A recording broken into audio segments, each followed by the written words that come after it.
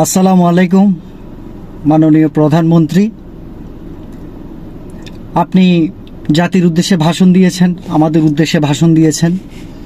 আমি একজন বাংলাদেশি নাগরিক, চট্টগ্রামের। আবু সাঈদের বুকে গুলি কেন? আপনি বললেন অনেক হতাহত হয়েছে, অনেকে ছাদ থেকে ফেলে দেওয়া হয়েছে, অনেকের রক কেটে দেওয়া হয়েছে, আমরা দেখেছি।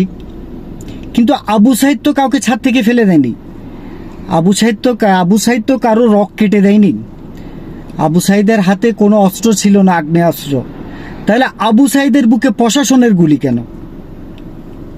আবু সাঈদ একা দাঁড়িয়েছিল, তার পেছনের সঙ্গীগুলো ছিল অনেক দূরে।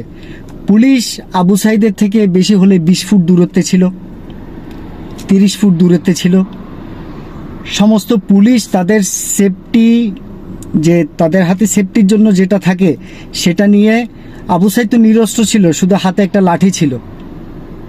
আবু সাঈদকে পুলিশ বাহিনী আলাদা করে নিয়ে যেতে পারত, কিংবা আলাদা করে নিয়ে গিয়ে পুলিশ হেফাজতে রাখতে পারত। পরে ছেড়ে দিল, বা পরে যাই হতো।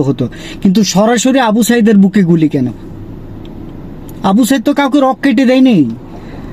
চট্টগ্রামে মুরাদপুরে হেলমেট বাহিনী, তাদের হাতে আগ্নেয়াস্ত্র ছিল, কিন্তু আবু সাঈদের হাতে তো কোনো আগ্নেয়াস্ত্র ছিল না। আবু সাঈদের বুকে গুলি কেন? এই প্রশ্নটার উত্তর কে দেবে? এই হত্যাকাণ্ডের উত্তর কে দিয়ে যাবে?